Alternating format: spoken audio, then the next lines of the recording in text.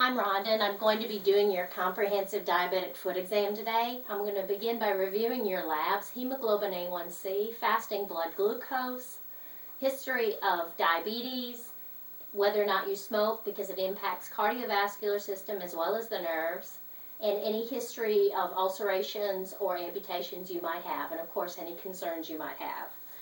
I'm going to do a review of systems, paying particular attention to the systems most affected by diabetes, such as the eyes, the kidneys, the nerves, and the cardiovascular system. I'm going to do a general survey, observing for any deformities, such as corns, calluses, bunions, claw toes, hammer toes, prominent metatarsals, amputations, evidence of a charcot foot, which is a collapse of the bone structure of the foot, a fallen arch, if you will, which can appear like an ulcer, which can appear to be as an infection and needs to be differentiated from such. Anything that's a deformity can cause an area of undue pressure in the shoe and create the risk for an ulceration. And amputation can cause a redistribution, or does cause a redistribution of the pressure areas to the other parts of the foot, and can further increase the risk for another ulceration and possible further amputation. I'm going to observe for any signs of edema. I'm going to check for the metatarsal heads, more prominent than any of the others, causing an area of increased pressure. I'm going to inspect for evidence of equinus, which is the inability to bend the foot back past 90 degrees, which causes the patient to walk with their forefoot forward, creating an area of additional pressure on the forefoot and increased risk for ulceration. I'm going to check muscle strength by getting you to pull against my hands and press against my hands. Any diminished muscle strength can cause an alteration in gait, predisposing the patient to a risk for ulceration. I am going to check the skin, turgor, for symmetry, dryness, cracking, any fissures, any edema.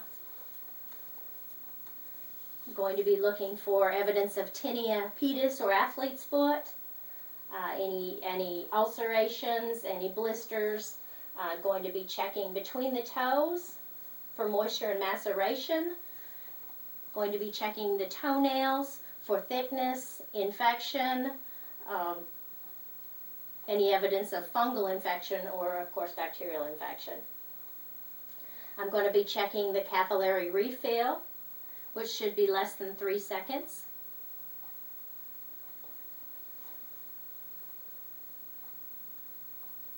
And also the dorsalis pedis pulse, as well as the posterior tibial, which should be 2 to 3 plus, depending on the scale. Any indication of lengthened time of capillary refill or sluggish capillary refill, along with diminished pulses, would be suggestive of possible peripheral arterial disease, and the patient should have an ankle brachial index completed to assess their overall lower extremity health and risk for not only developing a pressure ulcer, but actually the healing of a pressure ulcer. I'm going to be checking for the reflex in the ankle.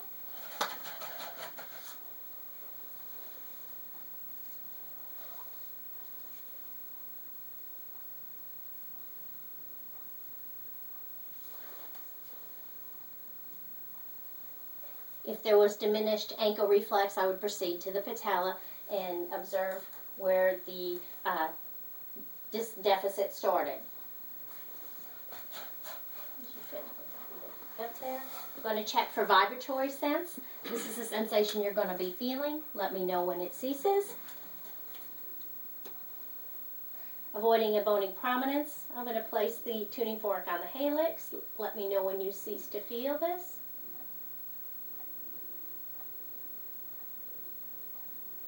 If the patient ceased to feel the vibration while I continue to feel the vibration, that would be suggestive of one of the very early losses in neuropathy.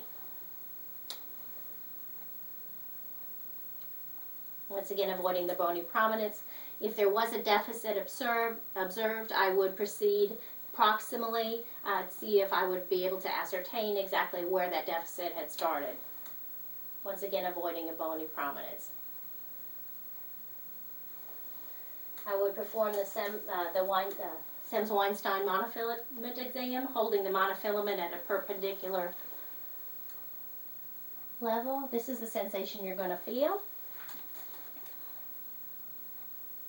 Let me know if you feel a sensation. Okay. The halix, the third toe, the fifth toe, Okay. across the metatarsal heads. Okay. The arch, Okay. and the heel. And on the dorsum of the foot. Okay. Repeating it, of course, alternating so that the patient is not able to determine exactly which toe I'm doing, but once again repeating on the first, third, as well as the fifth across the metatarsal heads in a perpendicular fashion. Arch and heel. Okay. And on the dorsum of the foot. Any loss of sensation would be indicative of a loss of protective sensation. If that was lost in one or two places, it would be the most sensitive indicator of neuropathy. I would also check for the ability to discriminate between sharp and dull. This is sharp and this is dull. Letting the patient feel it. And please look away. Tell me what you feel.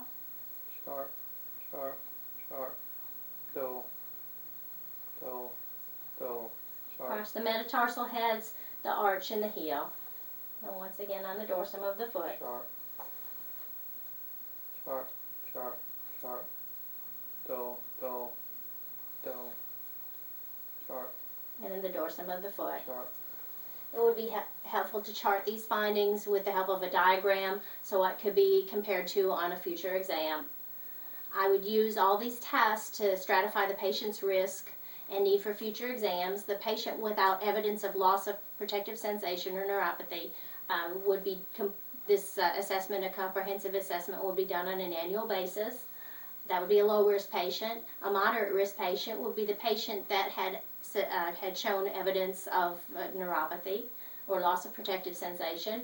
That would, but no peripheral arterial disease or deformity. That patient will be done on a 3 to 6 month basis.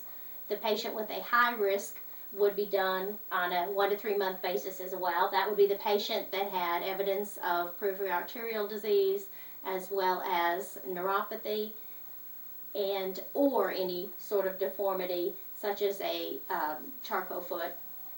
The patient that had a history of an ulceration, had a charcot foot, or had an amputation would be a very high-risk patient, and that patient would also be done on a 1 to 3 month basis.